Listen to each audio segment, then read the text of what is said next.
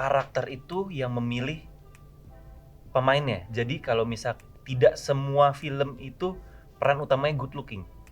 Jadi untuk yang suka ngebully bilang wah peran utamanya jelek apa segala macam, kalian salah. Kalian harus ngerti dulu nih.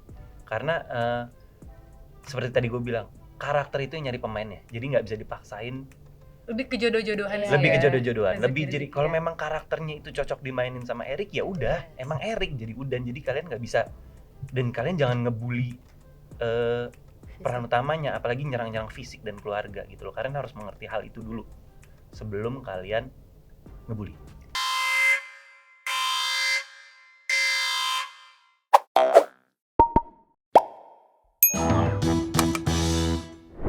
Hai kawan Puan, balik lagi di program Sine Puan bersama kami, Kes dari Mendung Tanpa Udan. Saya Yunus Siregar sebagai Mendung. Gue Marcel Darwin berperan sebagai Will. Aku Auledes berperan sebagai Petri. Yeay.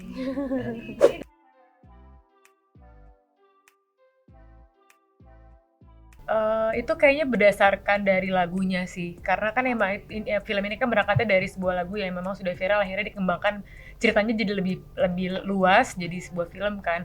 Dan memang di lagunya itu kayak gitu menceritakan tentang tentang Mendung dan Udan ini gitu. Betul. Untuk netizen, gue harus kasih tahu dulu kalau karakter itu yang memilih pemainnya. Jadi kalau misal tidak semua film itu peran utamanya good looking. Jadi untuk yang suka ngebully bilang wah peran utamanya jelek apa segala macam, kalian salah. Kalian harus ngerti dulu nih. Karena seperti tadi gue bilang, karakter itu yang nyari pemainnya. Jadi nggak bisa dipaksain.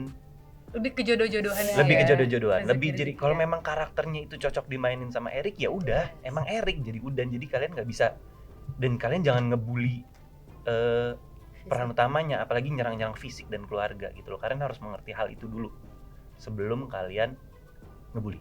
Jadi Mendung Tanpa Udan itu adalah mengkisahkan seorang laki-laki bernama Udan yang memiliki ambisi di dalam kehidupan bermusiknya gitu. Nah dia itu sangat idealis gitu ya. Ketemu dengan kekasih hatinya, dia suka banget nih sama satu perempuan bernama Mendung yang 180 derajat itu tuh karakteristiknya beda banget. Mendung ini independen dan dia itu realistis gitu. Jadi dari dua karakteristik yang berbeda ini, yang idealis ketemu realistis, tiba-tiba mereka salah satunya jatuh cinta gitu ya. Mereka berkonflik lalu akhirnya menimbulkan kisah cinta yang endingnya nggak bisa kita kasih tahu. Lebih ke gimana caranya dua insan ini menemukan jalan menuju cinta yang masing-masing gitu loh. Entah itu maksudnya kalau untuk perpisahannya itu ada atau tiada, atau bahagia atau tidak, silakan nonton aja nanti tanggal 29 Februari di bioskop kesayangan Anda. Iya, pokoknya konfliknya di situ. Betul.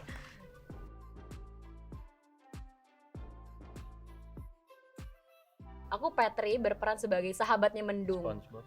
Enggak. Tetep ya. Itu lagi. Patrick, itu Patrick. 10 kali nih.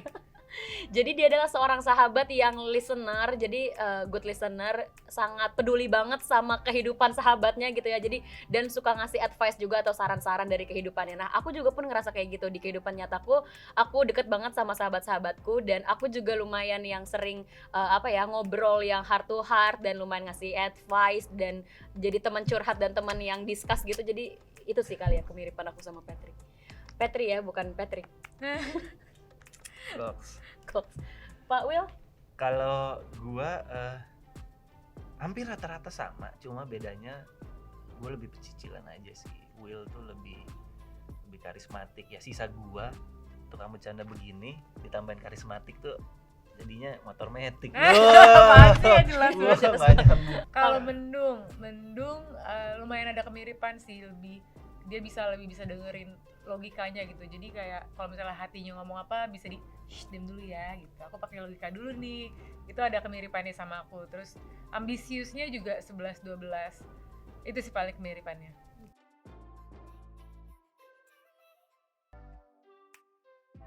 Oke, jadi sebenarnya kalau kita nih yang aktor-aktor, yang khususnya yang di Jakarta ya, itu kita semuanya belajar bahasa Jawa, bener-bener dibantu sama coach kita namanya Mas Ibnu Gundul. Itu kita intens banget sih, lumayan ada berapa minggu ya sebelum akhirnya kita berangkat ke Jogja dan syuting juga bergabung dengan aktor yang di Jogja karena kita kolaborasi juga dengan aktor-aktor lokal di Jogja gitu. Nah itu juga jadi apa ya, persiapannya di situ dari dialek, dari diksi, pilihan kata yang Jawa itu kan sangat kompleks ya, ada yang kromo inggil, ada yang Jawanya sehari-hari dengan orang yang dewasa berbeda lagi. Nah itu tuh kita nyamain gitu loh, jadi kita sambil tulis-tulis, enaknya gimana kita coba juga ke lawan main kita, ke yang lebih tua, ngobrolnya kayak gimana. Jadi bedah skrip di prosesnya tuh juga persiapannya kayak gitu.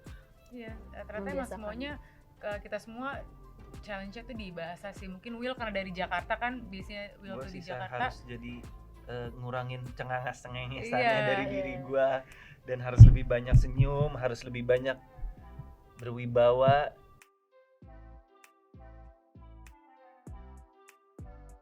Dua minggu sih kalau misalnya intens, jadi kita belajar tuh kayak dari pagi gitu sampai sore, dan itu intens gitu, cuma belajar ngebedah naskah dengan kalau misalnya ada kata-kata yang kurang nyaman diganti ke bahasa Jawa, terus dialeknya bener nggak sih, terus kayak misalnya di rumah kita latihan direkam gitu, Iya. nanti kita tanya ke Pak Sipnu, gini nggak sih Mas pronunciation-nya gitu.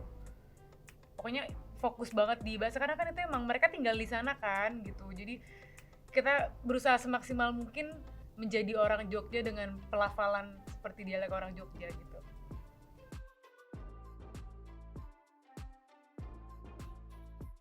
Kalau syutingnya itu kurang, sebenarnya syuting days-nya setahu gue tuh 16 hari, tapi kan pasti kita ada kendala-kendala tuh, nggak mungkin 16 harinya selesai, pasti karena ada kendala hujan, apalagi waktu itu kita syutingnya bulan Desember. Iya.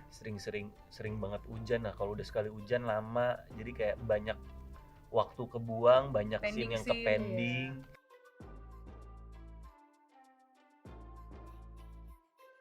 Kesulitan, kalau kesulitan sih ketika di lapangan bener-bener alhamdulillah karena kita bisa berkolaborasi dan semuanya tuh bisa kayak ayo kita bareng-bareng yuk. Kesulitannya sih nggak, hampir bisa kita Manage minimalisir lah lah gitu. Kalau kesulitannya kita semua kayak gotong royong banget lah di project ini gitu. Cuma kalau scene yang, kalau aku pribadi sih ya, aku pribadi kalau scene yang aku ingat ada satu scene gitu di situ, itu harusnya aku di situ bahagia, di situ harusnya aku sangat bahagia gitu. Tapi karena ada satu hal terjadi gitu, Gak usah ceritain aja. di luar kondisi aku, jadi ada salah satu idola aku, dia wajib militer hari itu, Dan dia botak, dia member BTS guys. Aku tidak bisa menahan air mata aku, jadi kayak maaf banget punten, aku boleh nggak tunggu Nangis sebentar, dulu. sebentar Padahal aja itu gitu. adegan yang Aku wah bahagia gitu, gitu. kayak maaf banget sebentar aja, karena nggak bisa ketahan, kayak udah di rolling gitu, kayak ntar dulu deh, bentar dulu ya gitu. Itu sih aku kayak masih teringat itu momennya, karena itu harusnya momennya bahagia. Kamu apa? Kalau gue pas di momen itu juga, karena bukannya gue sama nyamain ya, karena pada saat dia nangis gue yang kaget. Gue, Yun, are you okay? Kok lo nangis, kenapa? Gue pikir kan ada sesuatu yang kayak siapa yang sakit atau apa menyakitkan. Lo kenapa nangis? Are you okay?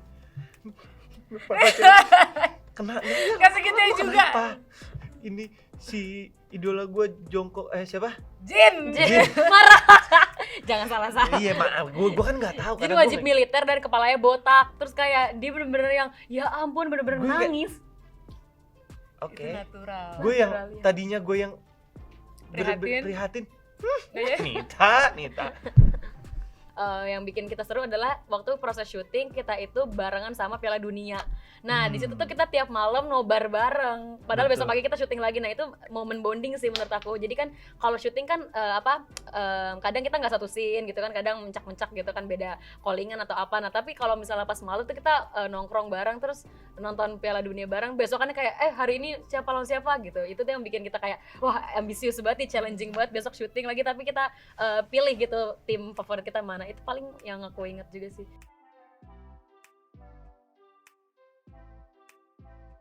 Itu yang kayak tadi gue bilang, sebenarnya netizen itu harus memahami dulu kenapa peran ini yang karakter ini yang mainin Eric, karena memang karakter sebuah film itu yang mencari pemainnya. Jadi kita nggak bisa maksain mau, ya memang cocokkan Eric gitu loh di situ. Dan setiap peran utama nggak harus good looking. Banyak juga film-film Hollywood yang peran utamanya nggak good looking. Banyak juga film-film Indonesia yang peran utamanya juga nggak good looking. Jadi netizen itu kebanyakan menilai dari good looking. Padahal di dunia entertain, di dunia keaktoran, dinilainya bukan dari good looking, cocok atau tidak memerankan karakter itu. Gak bisa dipungkirin sebenarnya, maksudnya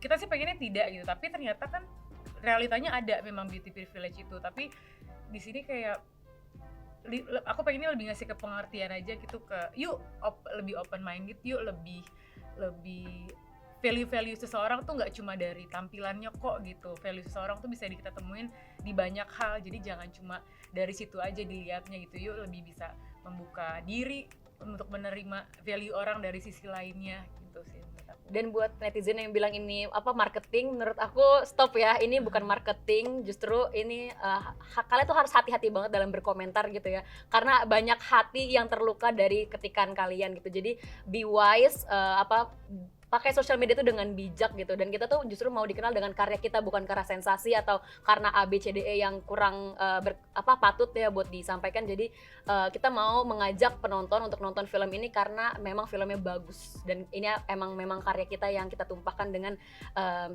dengan tangan-tangan kita gitu.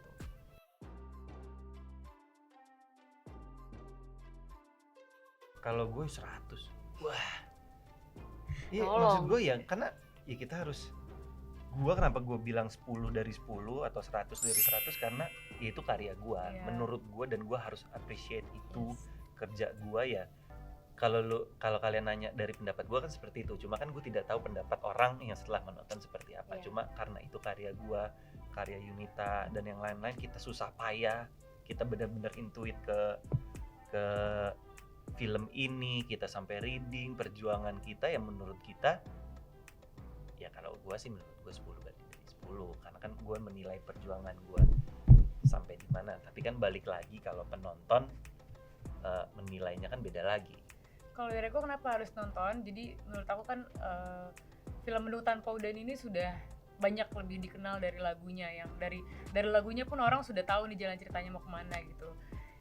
Jadi kalian pasti penasaran gak sih gitu, kayak ini kalau misalnya dibikin film arahnya mau gimana ya gitu. Terus juga film ini tuh tentang lebih ke realita anak muda yang menurut aku semua orang pasti pernah mengalami fase ini gitu. Jadi mungkin kalau yang untuk yang umurannya masih muda gitu bisa kayaknya gue di posisi ini nih. Mungkin kalau yang udah lebih dewasa lebih kayak gue dulu pernah nih di sini nih gitu. Jadi aku rasa film ini bisa dinikmati oleh semua kalangan gitu. Dan apa tadi lagi?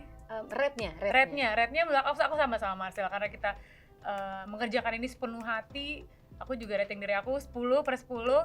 Jadi mudah-mudahan apapun yang kita kerjakan pakai hati sampai juga ke hati orang kan. Mudah-mudahan itu juga yang bisa diterima sama penonton nanti. Setuju, aku sama jawabannya.